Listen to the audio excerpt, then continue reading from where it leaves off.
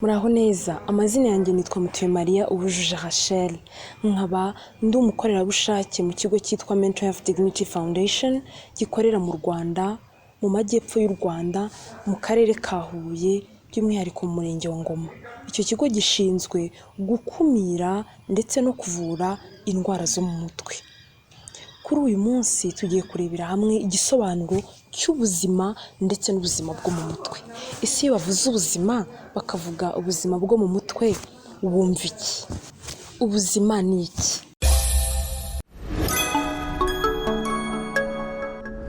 Ishami ry'umuryango w'abibumbye ryita ku buzima ku isi risobanura ko ubuzima bugizwe n'inkingi eshatu. Inkingi ya mbere mu gisobanuro cy'ubuzima ni inkingi ishingiye ku mubiri. Inkingi ya kabiri ireba uko mu mutwe w'umuntu hakora. Iyo nkingi ya kabiri ibumbatiye imitekerereze, amarangamutima, ibyiyumviro mu muntu ndetse n'imyitwarire. Inkingi ya gatatu ni inkingi ishingiye ku mibanire y'umuntu n'abandi. Ese umuntu runaka yitwara ate muri community, muri sosiyete hamwe n'abandi, umuntu yitwara ate? Ese iyo bavuze noneho ubuzima bwo mu mutwe wumva iki?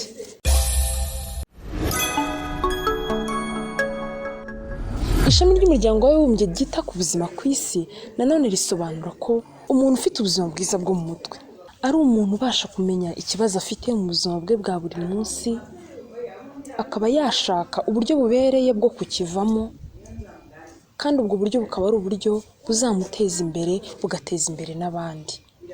Mbese umuntu uzabasha kwikemura ibibazo ahura nabyo bya buri munsi, agaharanira kwiteza imbere kandi agateza imbere n'abandi. Mental Health Dignity Foundation irabifuriza kugira ubuzima bwiza bwo mu mutwe buzira indwara zo mu mutwe.